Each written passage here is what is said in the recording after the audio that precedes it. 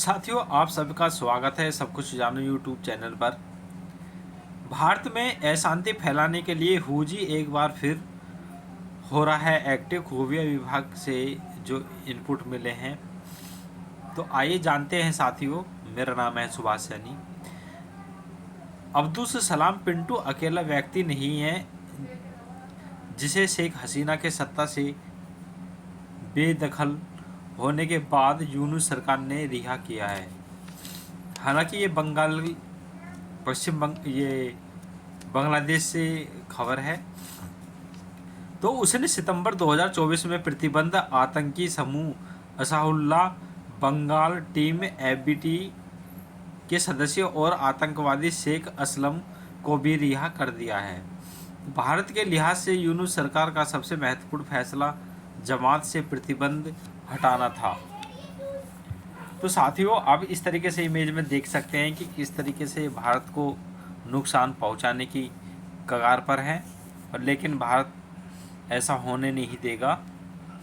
बांग्लादेश में शेख हसीना की सत्ता से जाने एक बार फिर पाकिस्तान मोहम्मद यूनुस ने नेतृत्व वाली सरकार से नज़दीकी बढ़ाने की कोशिश कर रहा है। वहीं दूसरी ओर बांग्लादेश में सक्रिय हरकत उल जिहादी इस्लामी हुजू एक बार फिर भारत की सीमा पर अपने मॉड्यूल स्थापित करने की कोशिश कर रहा है।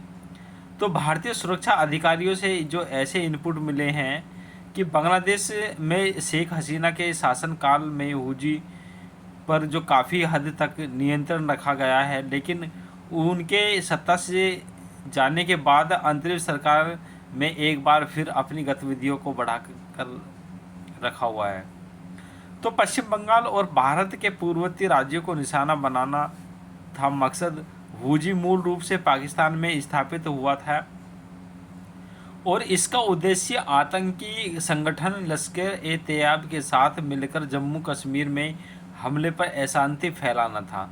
हालांकि कश्मीर में जैश ए मोहम्मद के तेजी से बढ़ने की कोशिश के बीच आईएसआई ने धीरे धीरे इस संगठन को हुजी के गतिविधियों को बांग्लादेश में स्थानांतरित कर दिया, जिसका उद्देश्य पश्चिम बंगाल और भारत के पूर्ववर्ती राज्यों को निशाना बनाना था।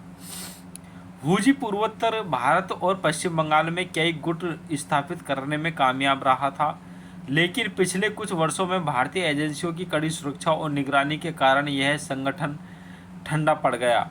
बांग्लादेश में शेख हसीना सरकार ने इस गुट पर लगाम लगाकर रखी हुई थी, लेकिन जमात ए इस्लामी समर्थित मोहम्मद यूनुस और अंतरिम सरकार का कार्यवाहक बनना जाने के बाद हुजी समेत कई कट्टरपंथी गुट फिर से सक्रिय हो गए हैं। शरीफ और यूनुस के बीच मीटिंग बढ़ा भरोसा। तो जो शरीफ है वो बांग्लादेश जाने का जो शायद कुछ समय पहले निर्णय लिया था, तो न्यूयॉर्क में पाकिस्तान के प्रधानमंत्री शहबाज शरीफ ने बुधवार को यूनुस के साथ बैठकर,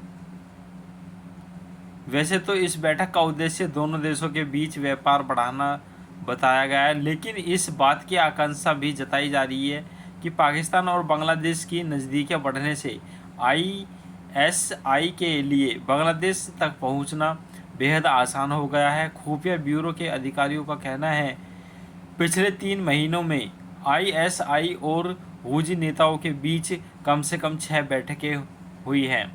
तो साथियों, बात यह है, जो पड़ोसी देश हैं वो कभी भारत को नहीं चाहेंगे कि ये तरक्की कर रहा है और उसमें इंटरफेयर ये करते रहते हैं, और कुछ जो डेवलप कंट्री हैं वो भी इंटरफेयर कराने की कोशिश करती रहती हैं। तो ऐसा है कि जो भारत अपनी एक विकसित की तरफ बढ़ रहा है और इसको देखकर जो है काफ़ी देश खुश नहीं हैं। तो इन सभी का उद्देश्य संगठन की गतिविधियों को पुनर्जीवित करना और भारतीय सीमा के पास गुट स्थापित करना। जमात ने हुजी को सुरक्षित की गारंटी भी दी है।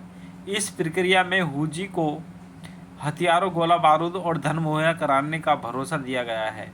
बांग्लादेश में हुजी एक बार फिर से एक्टिव होने के पीछे एक वजह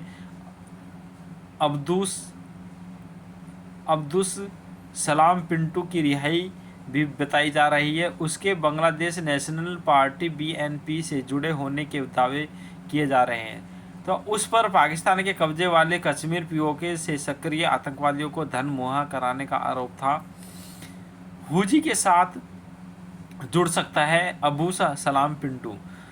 बात करें कि साथियों 2004 में शेख हसीना पर ग्रेनेड हमले की कोशिश के लिए उसे 2008 में मौत की सज़ा सुनाई गई थी। हालांकि 17 साल जेल में रहने के बाद दिसंबर 2024 में उसे रिहा कर दिया गया।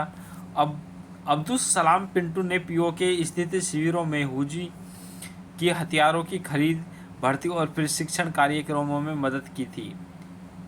भारतीय सुरक्षा अधिकारियों का कहना है कि पाकिस्तान और बांग्लादेश में बढ़ती नज़दीकी और अबूस के खुलेआम बाहर घूमने के कारण एक बार फिर से उसके जो हुजी है उससे जुड़ने की प्रबल आकांक्षा है और वह इस आतंकी समूह को अच्छी तरह जानता है कि ISI उसका इस्तेमाल उन्हीं गतिविधियों को अंजाम देने के लिए कर सकता है जो उसने अपनी गिरफ्तारी से पहले की थी।